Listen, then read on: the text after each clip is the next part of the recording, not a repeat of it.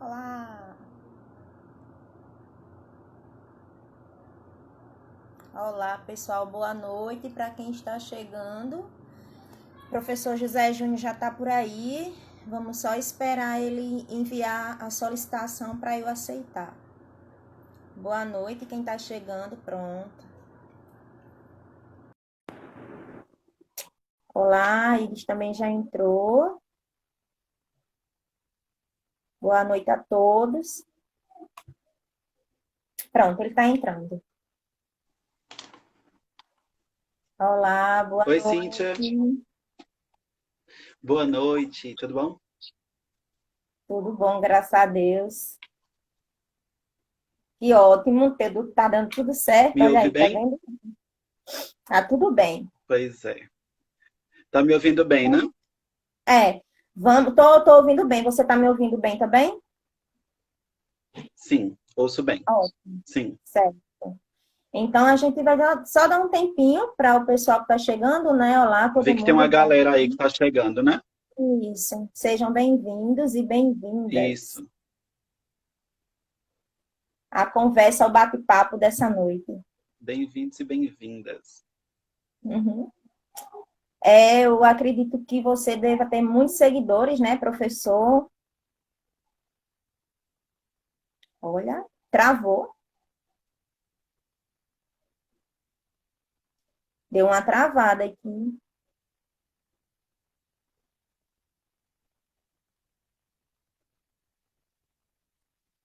Júnior deu uma travada. Eu acho que eu vou fechar travada aqui. Ah, pronto.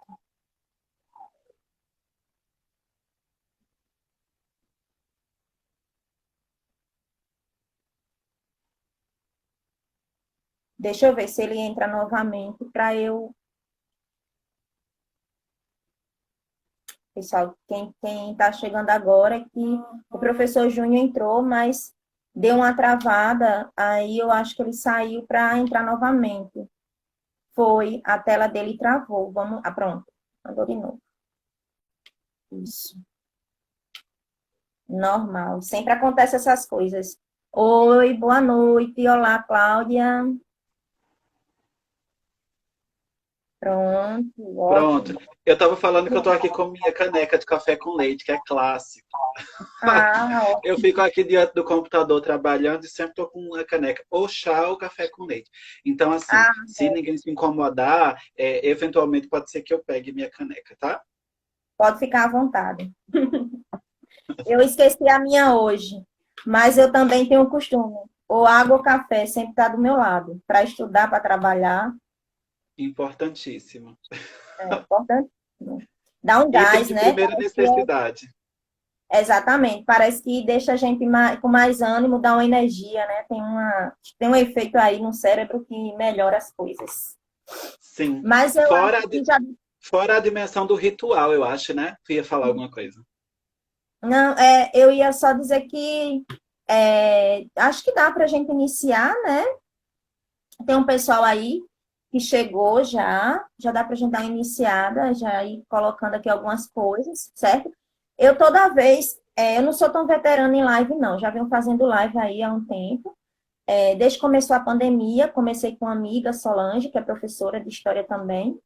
Uhum. E aí a gente começou a discutir algumas coisas sobre feminismo, sobre a condição das mulheres né, durante a pandemia, também sobre as mulheres na ciência, sempre com essa temática relativo às mulheres, né? Mas eu também já fiz uma com relação à política, né? A política durante o período do Império, e agora eu enveredei, né, assim, sempre eu tô, na realidade, eu estou sempre tentando trazer temas que têm a ver também com o nosso momento, né?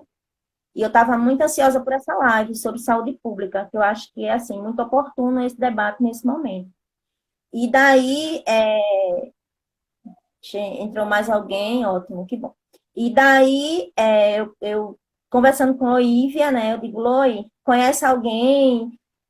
Por que você não fala? Ela, não, Cíntia, eu não tenho know-how para falar sobre saúde pública, mas eu conheço algumas pessoas que podem fazer essa live com você. Aí foi quando ela sugeriu o Júnior e Iris, que são nossos convidados de hoje à noite, né?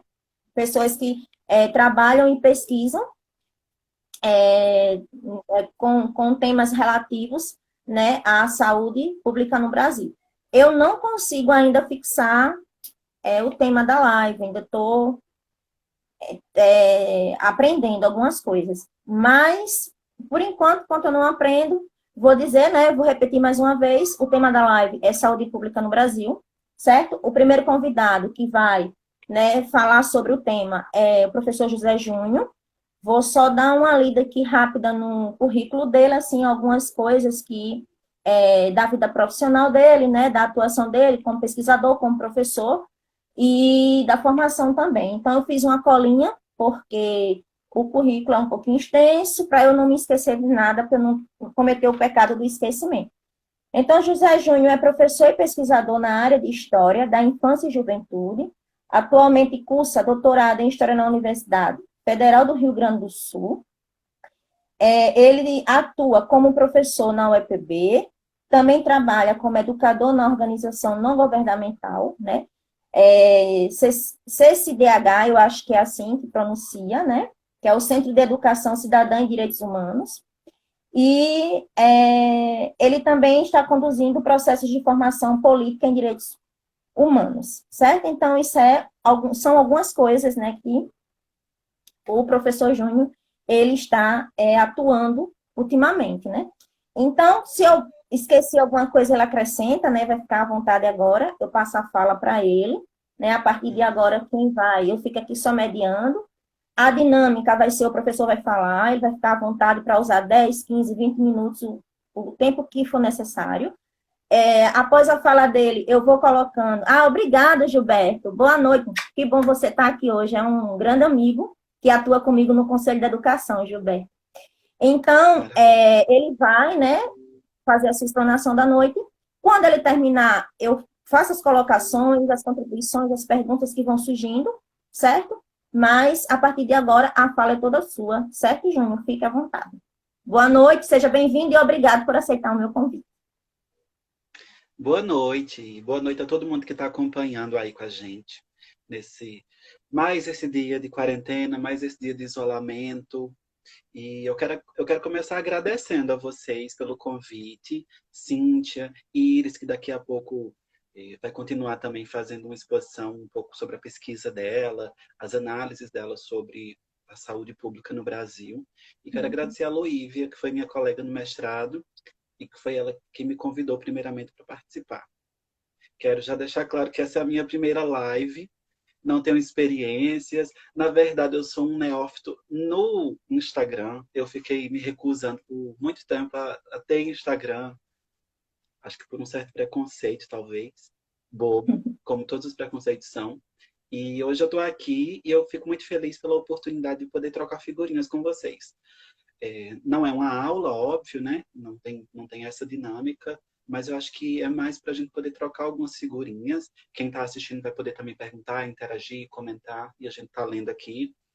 E o que eu quero falar com vocês aqui é usar um pouco esse meu campo de estudos, que é a história, para a gente pensar sobre o presente. Porque eu acho que, de fato, tem um historiador que eu gosto muito que fala isso, que é o Durval Muniz, que a história é um pretexto para a gente pensar o nosso tempo.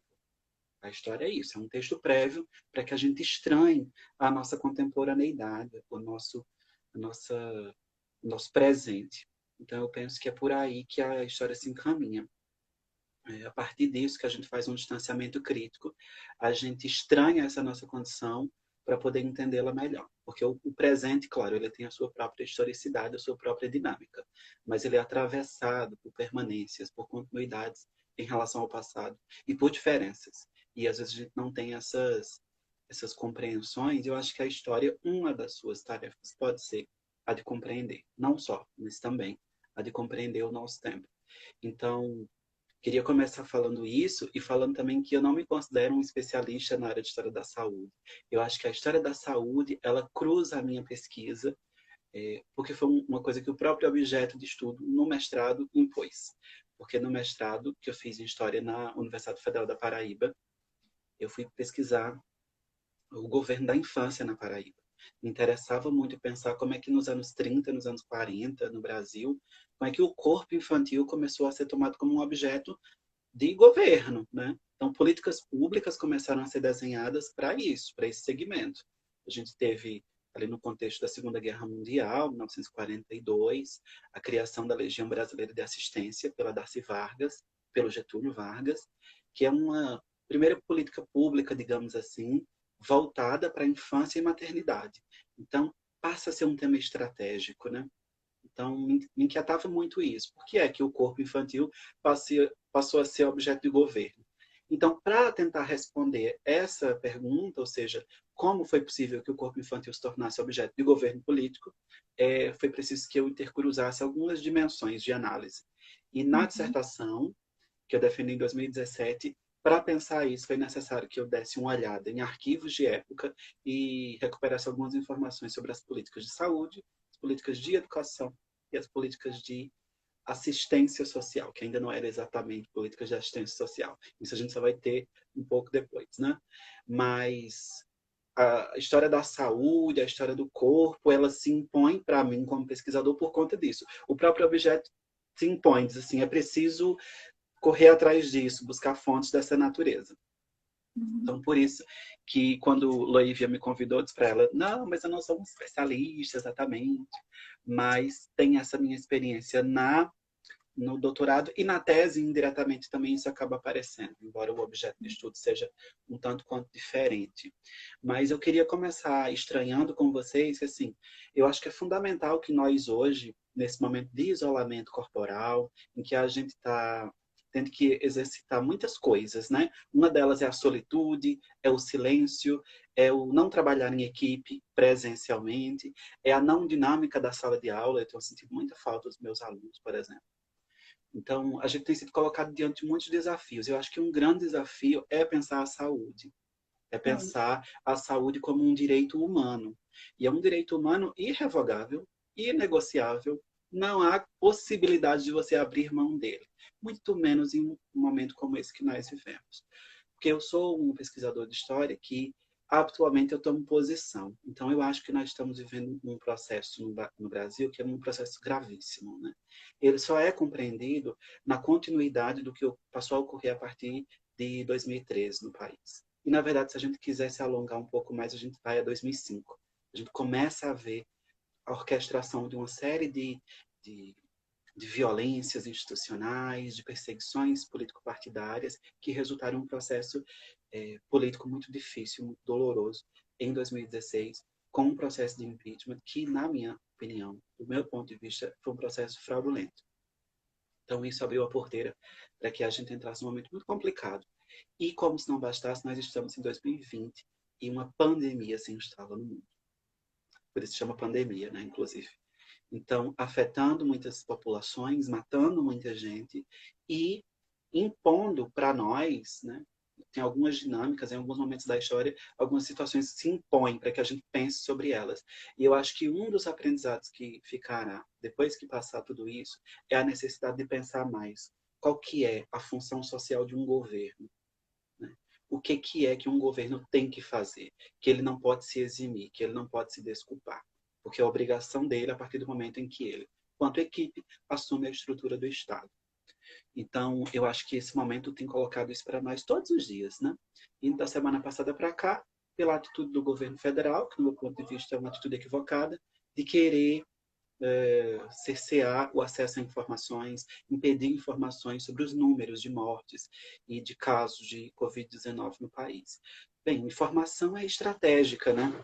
Em um momento como esse, com as necessidades que nós temos, com os desafios que estão se colocando diante de nós, acho que é fundamental ter acesso a informações claras, metodologia clara, bem explicadas, porque são essas informações que vão dar condição para que a gente entenda o que está acontecendo e tome decisões, porque é da esfera da política decidir. E nesse caso é decidir sobre a vida das pessoas, né? Quem vive, quem morre, quem tem as suas vidas consideradas importantes e quem tem as suas vidas dispensáveis, não enlutadas, não consideradas politicamente relevantes e eticamente dignas de um luto.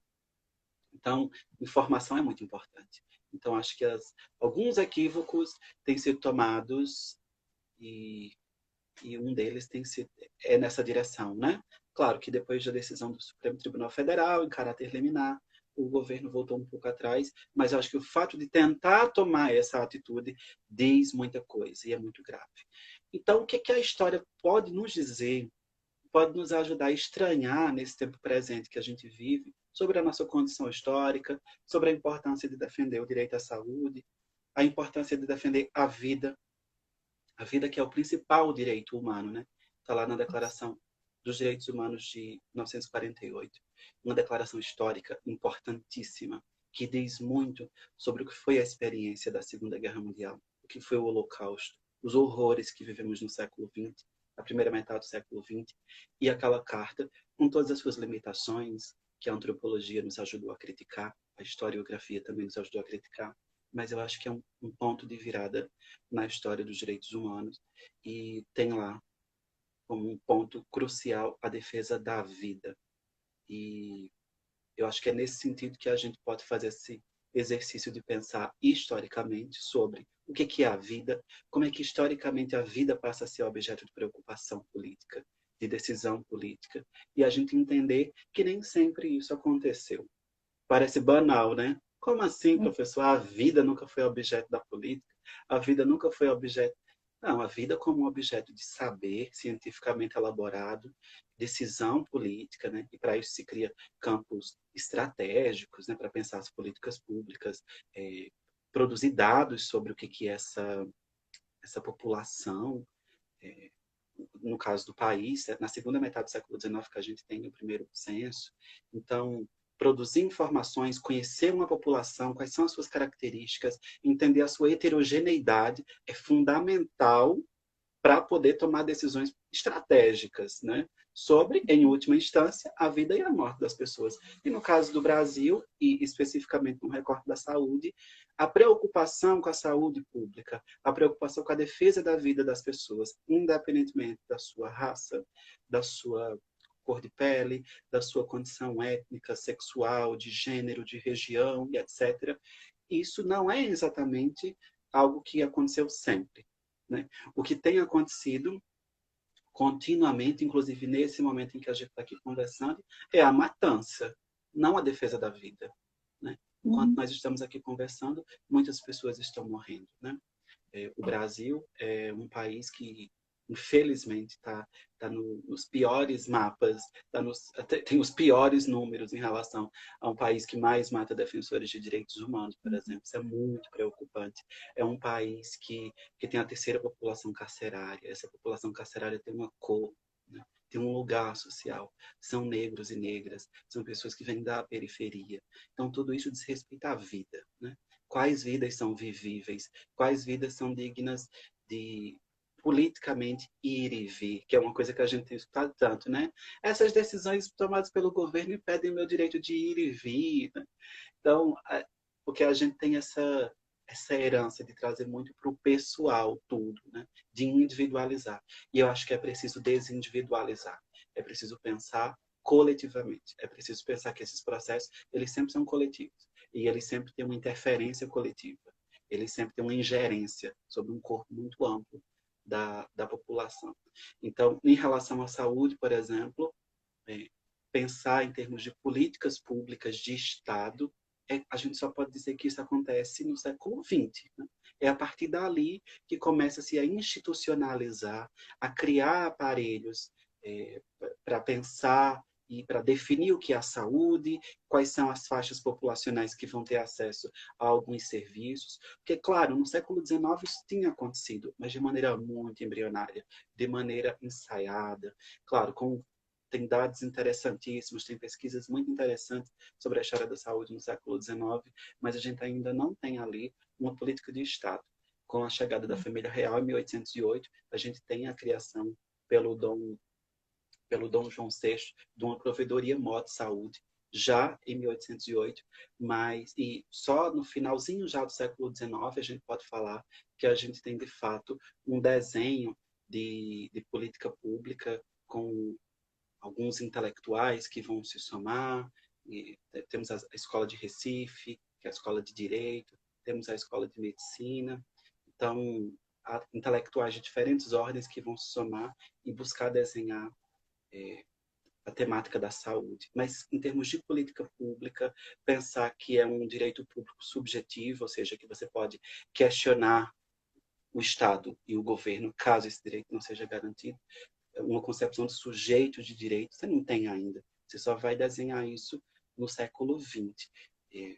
E as instituições para isso, né, elas vão sendo buriladas e elas vão sendo criadas ao longo do tempo, com muitas dificuldades, dificuldades inclusive que permanecem até hoje, na ordem do financiamento, e como é que as coisas devem, como é que a saúde deve ser tomada como uma política pública, e para isso ela tem que ter um financiamento específico, ela tem que ser planejada, tem que saber que população, para qual população, qual serviço é mais prioritário do que para outra, né?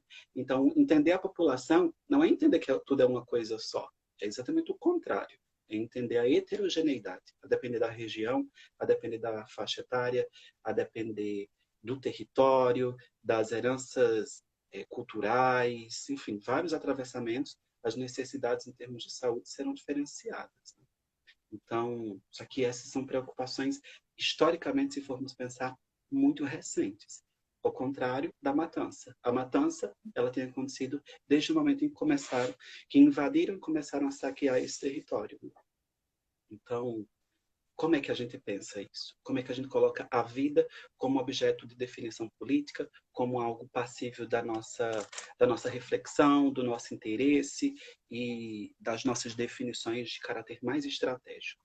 Então, eu queria recuperar aqui com vocês algumas informações, a título não de aula, mas a título de informe, para que a gente veja como essas coisas são muito recentes, né? Então, final do século XIX, 1888, é que a gente tem um Conselho Superior de Saúde. O Império está ruindo já, está caindo. Então é nesse momento em que a gente tem um Conselho Superior de Saúde. Mas a gente não tem ainda. Não se trata de política pública, né? É um órgão importante, mas não é ainda. Então é no século XX, principalmente a partir da década de 10, que algumas coisas vão acontecer e vão começar a desenhar as políticas de saúde. O grande boom disso, né? Grandes iniciativas, o desenho de um Ministério da Educação e da Saúde, criado pelo Getúlio. Isso acontece na década de 30, né? Então, saúde e educação muito juntos. Por isso que eu tive que estudar entrelaçadamente essas duas dimensões e mais as políticas de assistência na dissertação, que historicamente elas se deram nessa relação mesmo, né? A separação entre o Ministério da Saúde e o Ministério da Educação, isso vai estar muito depois, só na segunda metade do século XX.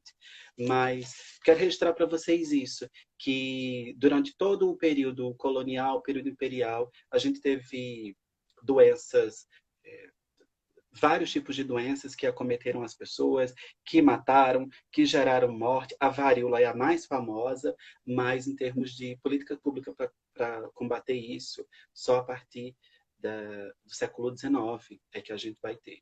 Então, é importante que a gente pense que o direito à saúde ele é produzido historicamente. O reconhecimento de que a saúde do corpo do outro é importante, que ela deve ser preservada, que ela deve ser mantida, que pensar a saúde não é só combater doença, não é só quando a pessoa já está doente, mas também prevenir, gerar condições sociais, ambientais, tecnológicas, para que as pessoas não adoeçam, para que elas não sejam expostas a situações de adoecimento. Então, todas essas preocupações, elas são relativamente muito recentes na nossa história e é preciso que a gente tome consciência disso para que a gente defenda. Porque a gente vive um momento de crise intensa e crise, eu concordo com a professora Lilia Schwartz, é um momento de decisão. Então, diante de tudo isso que está acontecendo, quais decisões nós estamos tomando? Quais decisões os outros estão tomando por nós? E que vão ter interferência sobre nós, enquanto população. Então, crise é um momento de decisão. Então, para decidir bem, para analisar bem, é preciso que a gente saiba um pouco sobre o que é essa história que nos constrói, essa história que nos forma e qual interferência, qual incidência que ela tem sobre nós.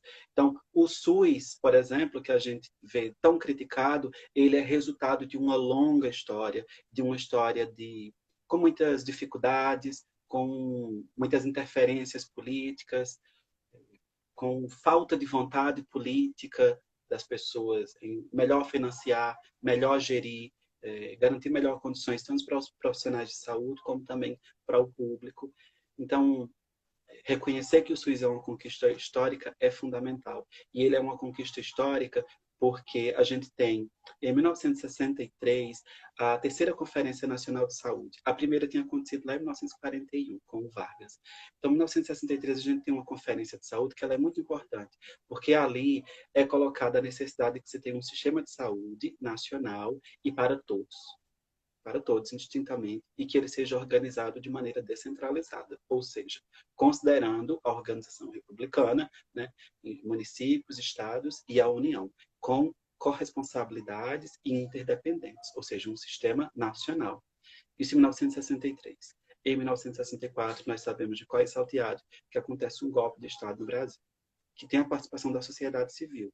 Por isso que alguns historiadores chamam de golpe civil-militar, e que ele foi responsável por instaurar uma ditadura militar no Brasil que durou 21 anos. Então, a primeira coisa que acontece em 64 é colocar isso na lata do lixo.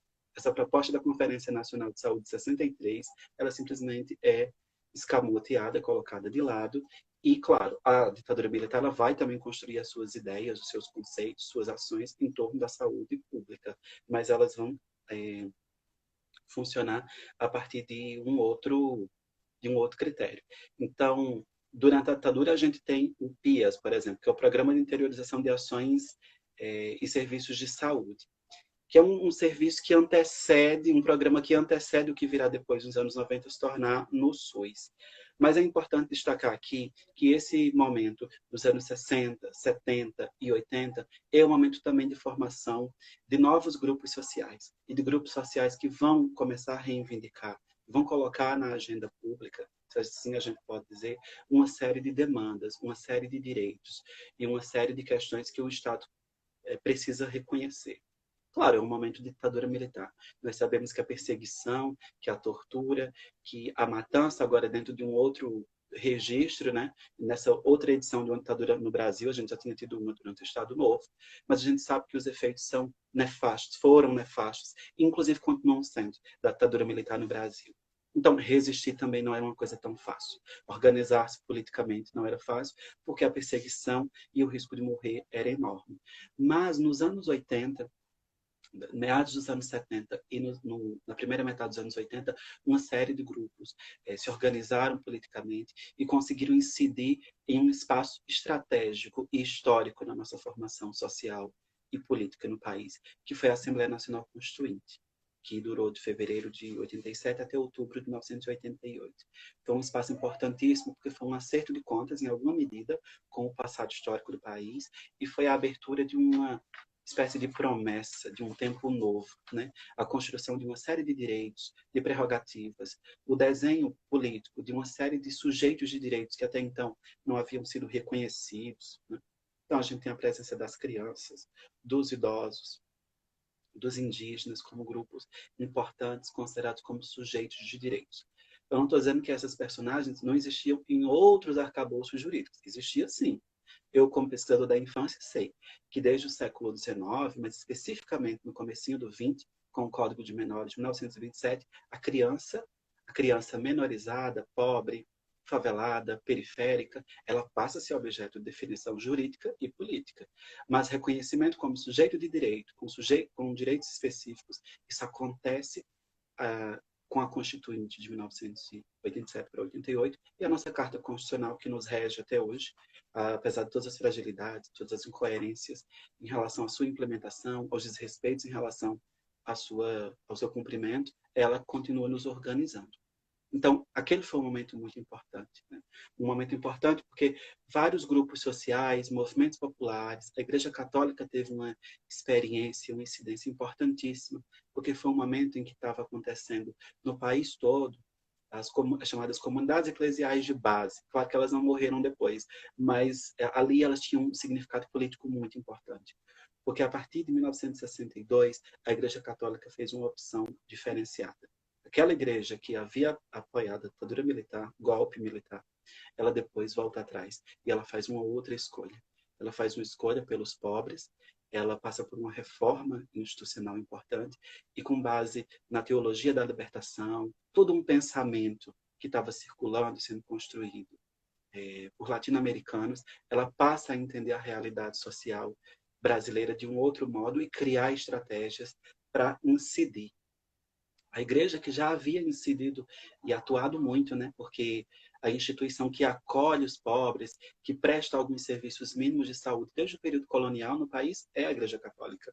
Mas a partir desse momento, no século XX, ela passa a atuar, ela continua, sim, com as suas obras assistenciais, filantrópicas, mas ela vai fazer uma leitura enquanto sujeitos de direitos. São sujeitos que têm direitos específicos.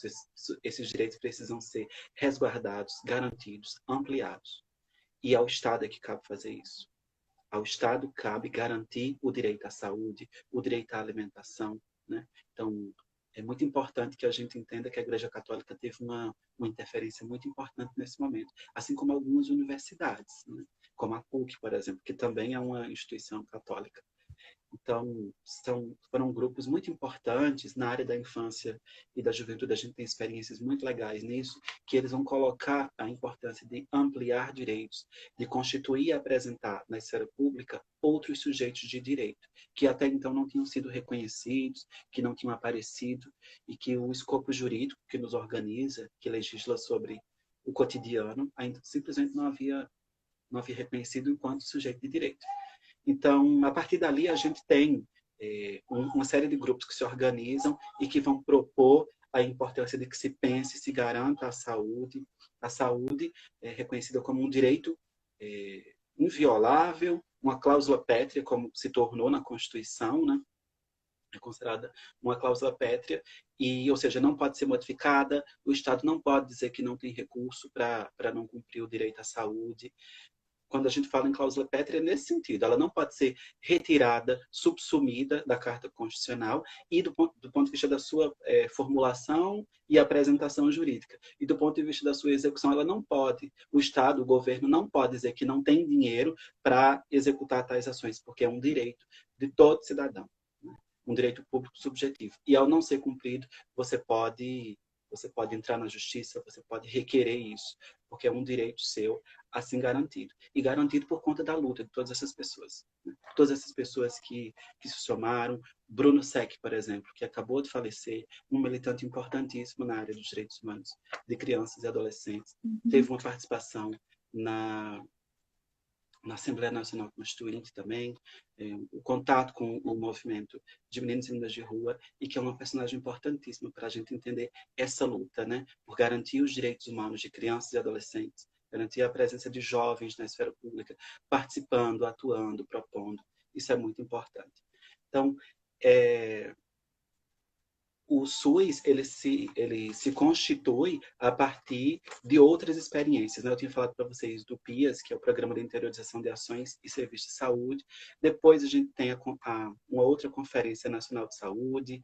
Em 1987, o Ações Integradas da Saúde cria um espaço que é muito importante, que às vezes a gente não conhece, não privilegia, não acha relevante, que são os conselhos de saúde. São espaços importantíssimos, porque são decisórios e porque cabe a eles, como órgãos deliberativos, de fato deliberar, decidir o que é que vai acontecer nas políticas de saúde no âmbito federal, estadual e municipal. Então, busquem saber sobre isso. Quem faz parte do Conselho de Saúde dos municípios onde vocês moram, como é que esse conselho está organizado, porque é um órgão estratégico e é uma conquista desses movimentos, dessa organização social e política, né? Depois a gente tem o SUDES, né, que é o Sistema Unificado e Descentralizado de Saúde. E aí é desse SUD que depois a gente vai ter, em 1990, a criação do nosso Sistema Único de Saúde, o nosso SUS. Mas ele só se dá por conta dessas tensões, por conta de um reconhecimento do que é o passado histórico brasileiro, que é um passado, em grande medida, de negação, de vilipêndio, né, de determinados seres humanos que sequer foram reconhecidos, e incrivelmente até hoje, algumas pessoas simplesmente não os reconhecem como seres humanos. E essa luta, que um palco importante foi a Assembleia Nacional Constituinte, foi importantíssimo, para que ali a gente tivesse garantidos esses direitos e depois desenhar um escopo específico, né? A Lei 8.080, que é a lei que institui o SUS, e no mesmo, isso em setembro de 1990, e depois, no mês de dezembro, a Lei 8.142, que é uma continuidade dessa lei, digamos assim, porque ela detalha alguns processos relacionados ao financiamento e à participação da comunidade na gestão da política de saúde. Então, isso é uma conquista histórica. Por que eu fiz esse recuo? Mesmo não sendo exatamente uma linha histórica linear. Eu fiz isso para que a gente compreenda um pouquinho, e aqui eu me encaminho para o fim, que direitos humanos são conquistas históricas. Nenhum dos direitos que nós hoje temos e que nós defendemos ou buscamos ampliar, nenhum deles foi uma concessão. Sempre foi resultado de muita luta, né? O povo brasileiro, e quando eu digo povo, eu sei que parece uma coisa muito homogênea, mas a depender dos territórios isso muda. Mas a história do Brasil, se é uma história de violência em relação aos pobres, em relação aos indígenas, em relação a LGBTs, mulheres, por exemplo, também é uma história de resistências. Resistências em diferentes momentos, desde que começaram a saquear esse território até o tempo presente. Eu comecei falando que no momento em que nós estamos aqui conversando com vocês, pessoas estão morrendo. E, e às vezes por conta da cor da pele, inclusive. Mas, ao mesmo tempo, resistências de diferentes formas também estão sendo desenhadas. E é importante que a gente registre isso, para que olhar o passado para pensar o presente não seja só uma cantilena e um lamento, mas que seja uma observação crítica sobre como nós nos tornamos o que somos hoje e através de que lutas. Porque sempre houve luta e continuará havendo. Agora, o que essa pandemia tem colocado para nós é que as formas de luta também precisam ser transformadas, que elas precisam ser atualizadas, que a gente precisa construir novas ferramentas. Então, como alguém que é ativista de direitos humanos, que tem buscado uma formação intelectual que associa-se a isso, vocês conseguem ver aqui atrás uma bandeira, né? Então, é uma pessoa que tem um posicionamento político, posicionamentos políticos, que assume determinadas posições de sujeito, como pesquisador, como professor, como alguém que veio de periferia, de escola pública, como gay, né? Como uma pessoa que está numa região que historicamente é muito desprivilegiada e estigmatizada, que é o Nordeste. Né? Eu não me digo nordestino, mas morando no Nordeste, que é essa região historicamente fabricada e que foi fabricada a partir de muitos estigmas, né? Então, alguém, assim como Cíntia, como vocês que estão escutando a gente, que assume diferentes posicionamentos socialmente, diferentes lugares de sujeito. E isso tem conteúdo político, e isso tem uma dimensão ética. Então, quando eu falo aqui, acho que já estou falando um pouco demais, se eu começar a encerrar, é no sentido de que falar em direito humano à saúde como um direito público subjetivo é a gente reconhecer que ele é uma luta histórica, que todas as vezes em que nós ouvirmos alguém falando mal do SUS, por exemplo, não é que a gente vá passar pano e achar que é isso mesmo, só complementar a crítica do outro. É reconhecer que uma crítica ela precisa estar historicamente embasada e ela precisa ter cuidados éticos. Não adianta alguém simplesmente criticar por criticar o SUS, dizer que o SUS é corrupto, que ele é ineficiente. Porque nesse momento em que nós estamos, e isso tem sido reconhecido diariamente por várias pessoas do mundo jurídico, da política institucional, se nós não tivéssemos o SUS hoje, nossa situação estaria muito pior. E o que é o SUS? O Sistema Único de Saúde é uma conquista histórica.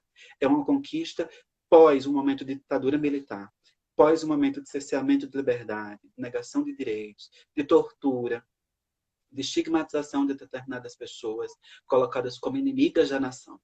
Então, esse sistema de saúde público, universal, gratuito, ele é uma conquista histórica de pessoas que nos antecederam, que arriscaram suas vidas, que questionaram, que se questionaram, que foram à luta, que fizeram do espaço da Assembleia Nacional Constituinte um espaço de construção.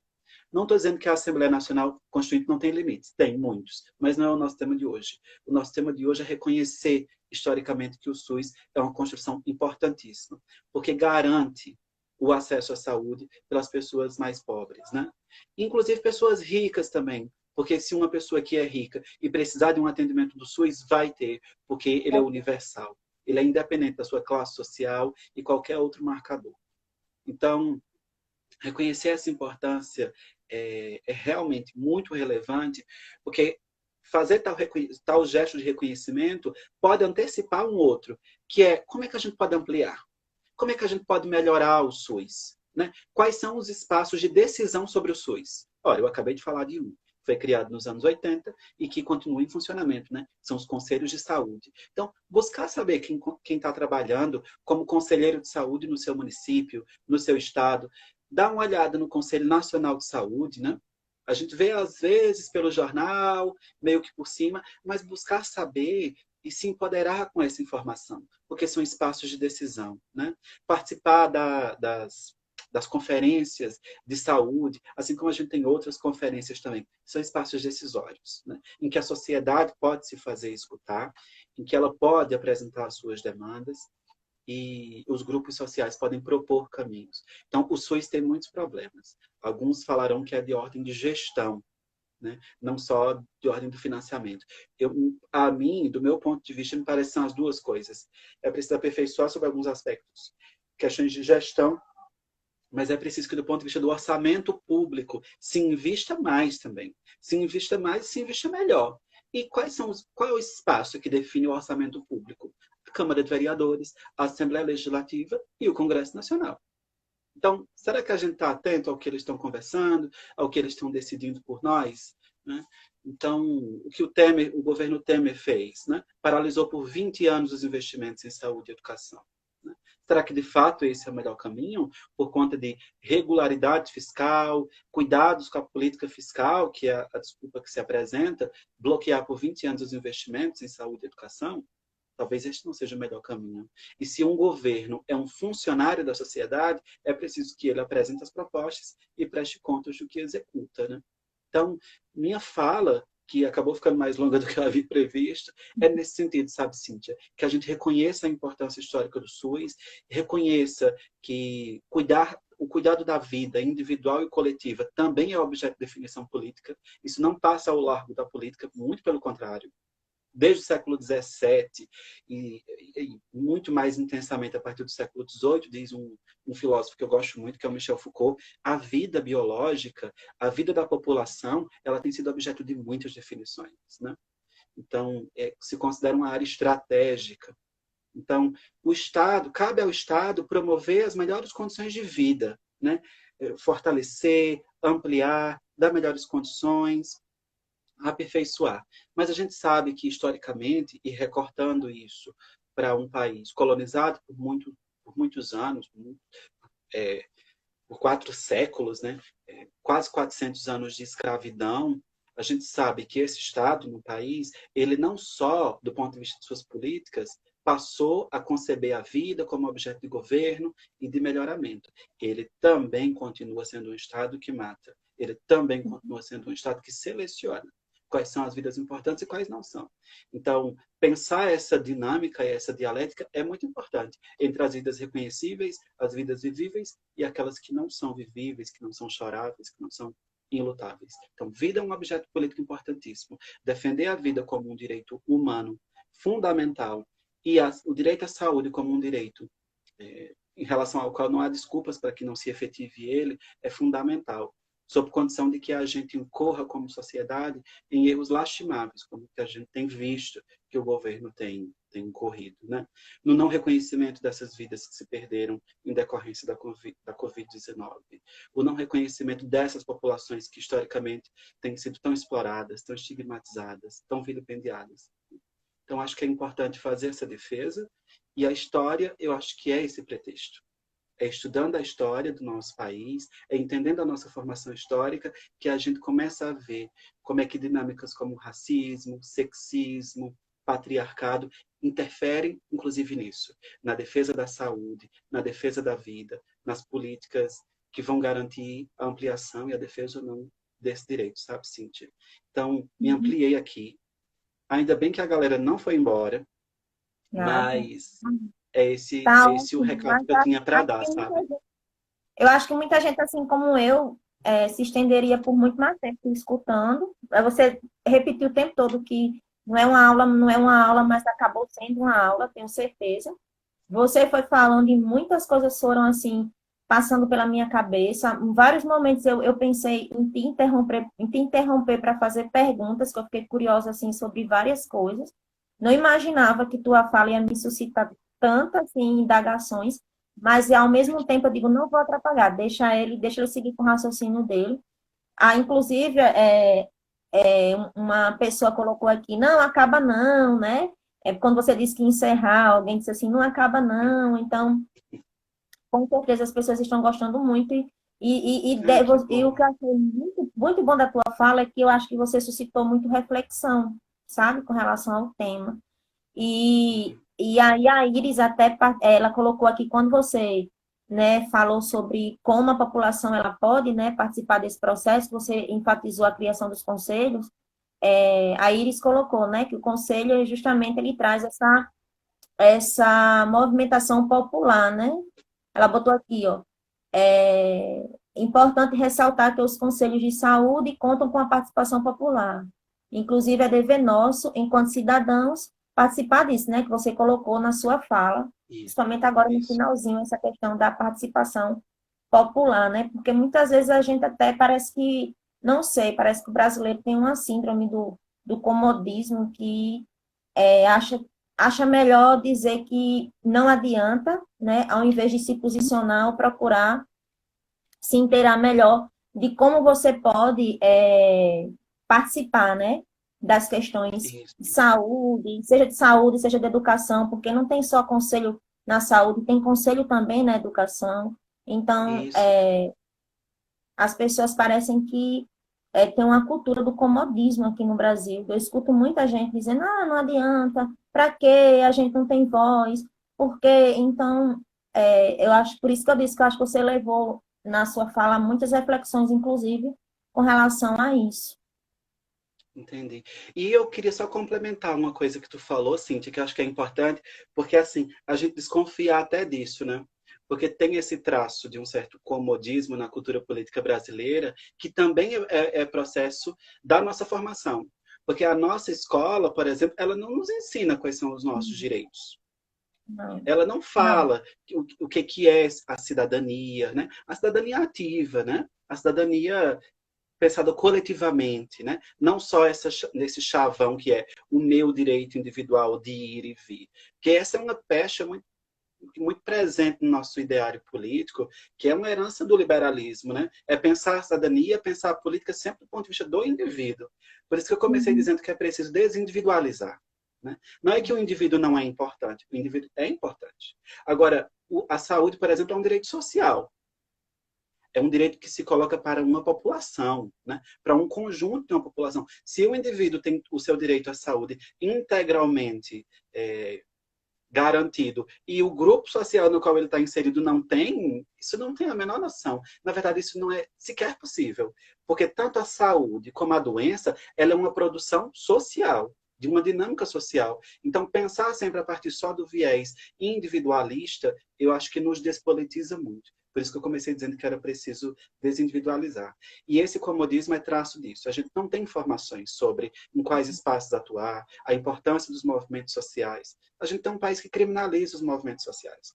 A gente tem um país que, durante a ditadura militar, criminalizou a pauta de direitos humanos. Tanto é que nós, hoje, quando nos dizemos defensores de direitos humanos, somos taxados como bandidos, né? Ou que temos bandidos de estimação. Essa é uma herança Informação. que a ditadura nos deixou, entre outras. Né? Então é preciso que a gente faça um movimento a contrapelo. Né? Ler essa história a contrapelo, como nos diz o Walter Benjamin, e atuar também politicamente em relação a ela a contrapelo, ou seja, encarando essa contradição, tensionando essa contradição como uma condição para que a gente gere outra coisa. Porque se a gente não assume essa contradição e se a gente finge que ela não existe, isso não nos ajuda em nada. Então, muito bem, Iris, é isso mesmo. Os espaços do conselho são fundamentais e eles são paritários. Então, 50% sociedade civil e 50% governo. A cada período de tempo, cada conselho vai ter o seu, mas em média 2 anos, 3 anos, vai ter uma mudança de coordenação. Então, uma coordenação necessariamente é o governo, a outra necessariamente é a sociedade civil, para que se equilibre os interesses da sociedade e do governo, e para que a discussão ela seja igual, para que ela seja justa, e todos com o mesmo peso de voto. Então, é muito importante isso, porque quando se define numa reunião, em 4 paredes, sobre uma política pública de saúde, está se definindo sobre a vida das pessoas. Onde é que essa política vai Alguém chegar? Quem que vai ser atendido? Né? tem, uhum. Tem um comentário aqui, Gabriel. ele colocou: todas as pessoas que são oprimidas e exploradas em suas singularidades são importantes. As vidas das pessoas, mulheres e homens, cis e trans, pretas, indígenas, periféricas importam. Foi um comentário. Aí ele botou mais um comentário: a cidadania ativa é construção coletiva. O indivíduo faz parte de uma coletividade e é corresponsável por essa coletividade. Gilberto colocou Perfeito, também Gabriel. uma observação: as vozes começam nos sonhos. Precisamos ousar ou sonhar. A realidade pode surgir a partir de seus sonhos. Perfeito. E uma coisa que você colocou que eu sempre ressalto, eu como professora também, né? É essas carências que a gente tem na educação, no processo educativo mesmo, no sistema educativo, se preocupa muito com um conteúdo programático e que, às vezes, esse conteúdo ele não colabora nada com a formação da cidadania. E, Uhum. justamente, retira de pauta, né, essas questões. A gente não tem tempo, como professora de história, professora de história, por exemplo, de discutir uma Constituição em uma sala de aula, né? A questão, ultimamente eu fiz uma crítica em alguns grupos que eu faço parte, principalmente de educação, que agora está muito em pauta a questão do racismo, né? Porque aconteceu esse incidente lá nos Estados Unidos. No Brasil, toda a vida existiu e existe. Diariamente, negros são mortos, né? Mas como aconteceu durante uma pandemia, é um crime, né? Assim, tão explícito que foi num país como os Estados Unidos, né? Então, se voltou, né, todos esses olhos.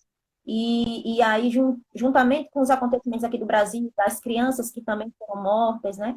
Então, a partir da ação, né, violenta da polícia, né, sem nenhuma estrutura, sem nenhuma preparação também, porque muitas vezes acaba que a polícia militar acaba sendo vítima também, né, da própria Uhum. instituição que ela, enfim, trabalha. E aí o que é que acontece? As pessoas, né, por conta da pandemia, se mobilizaram mais. Onde eu quero chegar? Que eu fiz essa crítica de que nós temos o dia 20 de novembro, né, que comemora o Dia da Consciência Negra. Nós temos a lei, né, que instituiu aí o ensino da, o ensino da cultura afro na escola, mas eu acho que ainda é muito pouco, sabe? Assim, as pessoas, não é que seja pouco, mas as pessoas ainda não tomaram consciência da dimensão disso e como trabalhar isso nas escolas. Acaba sendo só responsabilidade do professor de história e diante de tantas outras, né, de tantas outras demandas que ele tem que dar conta e assim, chega lá no dia 20 de novembro, vamos fazer uma comemoraçãozinha aqui, um debatezinho ou qualquer coisa que simbolize mais o dia, do que realmente trabalhar essa consciência diariamente na escola, porque só dessa forma, né, trazendo essa consciência, né, que a gente vai poder mudar as ações das pessoas, as ações dos cidadãos. Então, uma educação para a cidadania é isso, é trazer essas pautas, né? Como eu, como cidadã, posso atuar num país em que eu vivo, no mundo em que eu estou, enfim, essas coisas. E como você bem colocou, a escola ela ainda não traz isso de forma efetiva para que as pessoas tenham essa consciência e saia, né, desse certo comodismo, dessa ignorância, enfim. Eu Isso. acabei me estendendo também muito na minha fala. Mas eu achei muito interessante isso que tu falou, Cíntia, porque tu atualiza para nós algumas informações que são muito importantes e passa às vezes despercebido, né? Porque de 2003 para cá é que a gente tem tido políticas públicas que têm atentado para isso, né? Colocar na educação a discussão sobre a herança cultural, a presença, inclusive na produção econômica, né? De povos indígenas, de povos africanos que foram trazidos para cá e escravizados. A formação social histórica do Brasil, ela se dá pelas mãos, pelo sangue, pelo derramamento de sangue, pelo estupro dessas populações. Então, tivemos quase 400 anos de escravidão. Um pós-abolição sem planejamento, sem inserção dessa população. né? O não reconhecimento dos indígenas como povos, como sujeitos de direitos, né? Com direitos específicos, direito ao seu território, né? Algo que também aconteceu na Constituinte, de 1987 para 88. Então, toda a nossa formação secular é com base no ódio, na ganância, no espólio, no latifúndio, que é uma herança maldita que nós temos no nosso país. Então, é praticamente da semana passada para cá que a gente tem começado a construir outras políticas públicas para ter incidência na escola. E aí a escola não é uma ilha. A escola é um ponto dentro de um campo social com muitas conexões, com muitas tensões.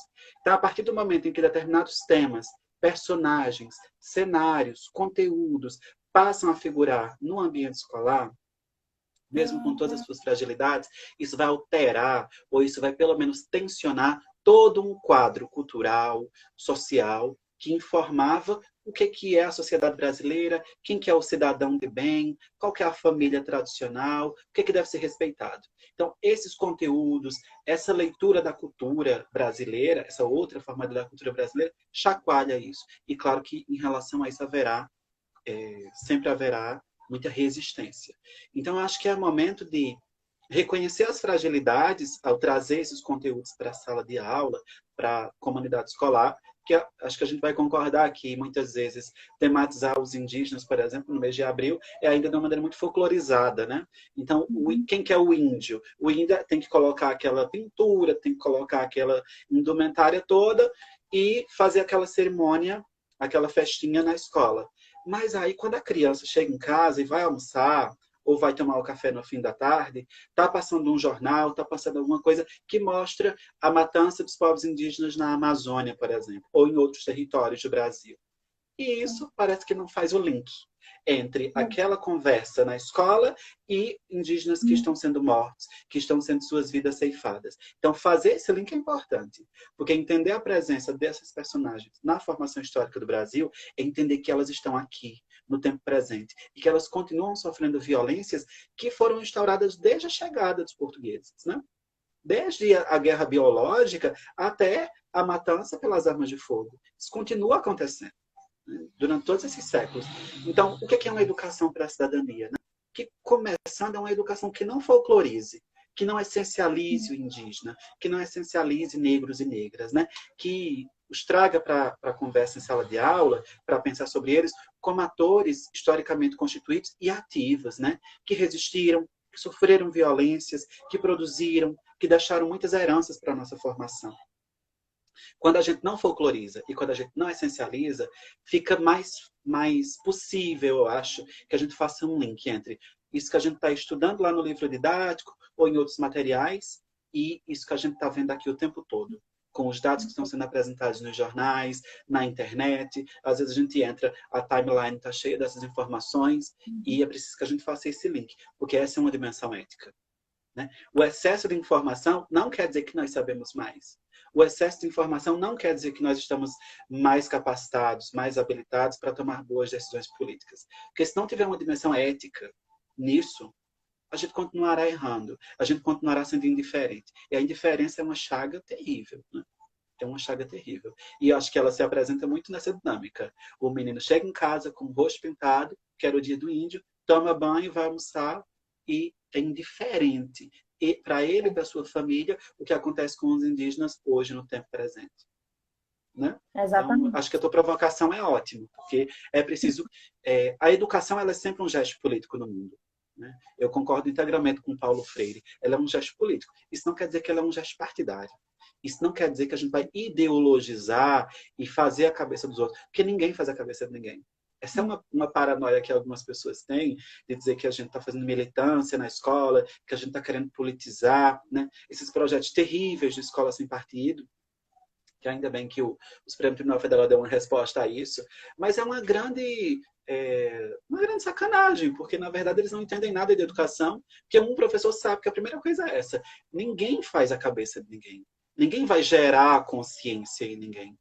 A consciência, a relação com o mundo sendo mais ou menos inclusiva, mais ou menos ética e honesta, isso é uma produção coletiva. Isso é uma produção de relação. Não é que um transfere para o outro. Do mesmo